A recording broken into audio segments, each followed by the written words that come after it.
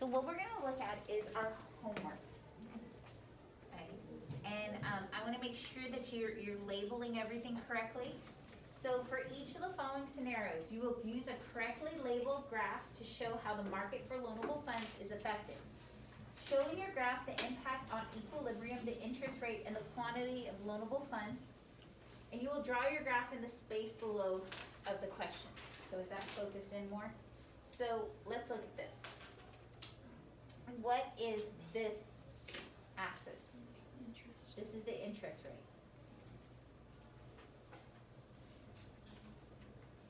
And he even told me here, the interest rate, and these are my axes.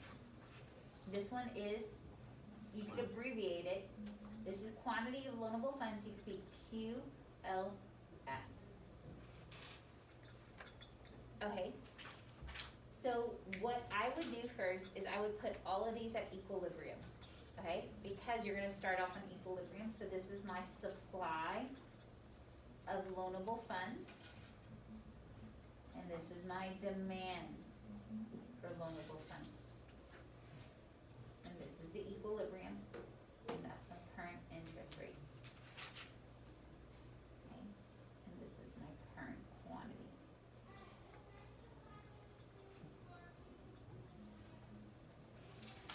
Okay, so that's what I would do first on each one of these.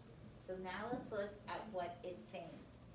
The chair of the Federal Reserve testifies before Congress that he/she expects the health of the economy to significantly improve. Oh, so our economy is gonna significantly improve in the coming months. I hope this is the future prediction. So if y'all hear that our economy is gonna improve, what would happen to the demand for loanable funds? Well, we're thinking our economy is gonna improve, cause the less means bad, right? Right means good. So we're gonna improve. Which way do you think that demand for loanable funds would go? To the right. Let's see what impact this has.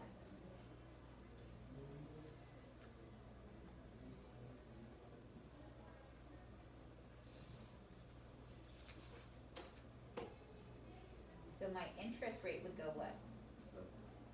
Quantity of loanable funds would go up. Okay, looking at this, I want us to think of our economy today.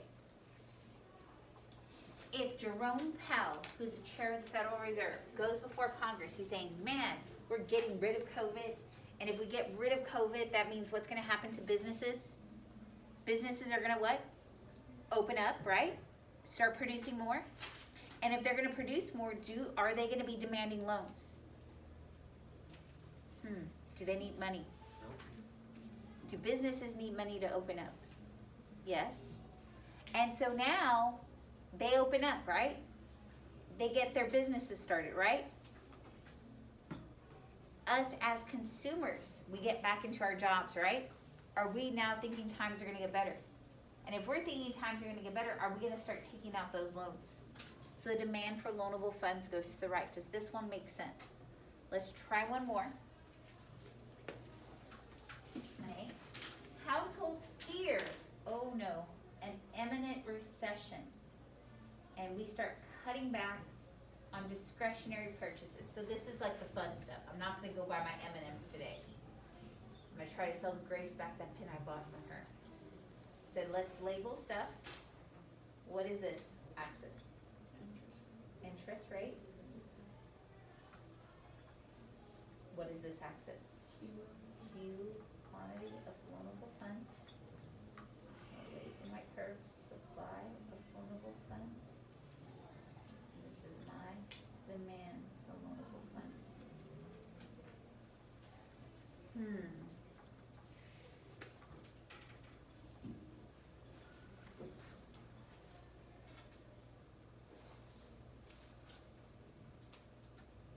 If I'm fearing a recession,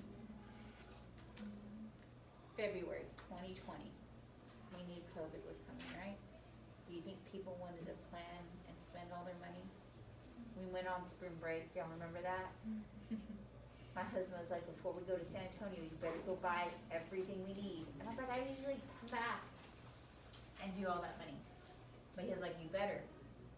And he was like, it doesn't look good. He's like, he saw what happened in China, he saw what happened in other places. Do you think Ms. Verdine was gonna go buy all the fun stuff? No. So what happened to my discretionary purchases? Did I buy more or did I buy less?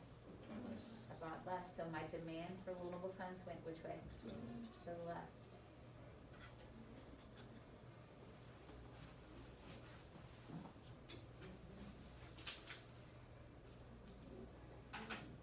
Okay, didn't this happen in the banking industry? People weren't demanding as much. Businesses, they had to close down, right? They had to shut down, so did they want loans? No. But businesses that did get loans, did they get a lower interest rate? I remember IHOP prior to COVID, it was the old IHOP, what did they do during COVID? They completely shut down, remodeled. Why do you think they completely shut down and remodeled? Because no one could go in there. No one could go in, and did they get a lower interest rate for that loan? Yes, right, okay, so let's just go through this. Okay. Is this a good thing? The federal government announces a budget surplus. Is that good for the government? They have more money or less money? They have a lot of money. They have money. So they have money. Which curve is gonna be affected? Is it gonna be my demand curve or my supply curve? Supply. This is gonna affect my supply curve. And they have money, so which way do you think that's gonna move, left or right? Right, do y'all get how to do this? I'm gonna go and try to give you some hints.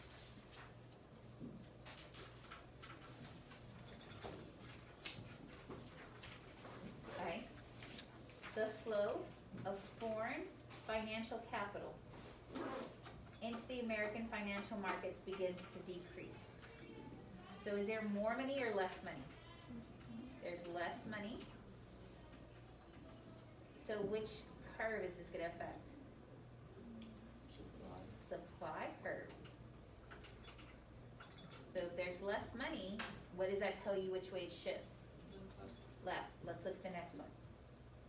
Congress uses an expansionary fiscal policy, and I know I haven't taught you this. Expansionary fiscal policy means that the government is gonna spend more and tax less. They're gonna spend more.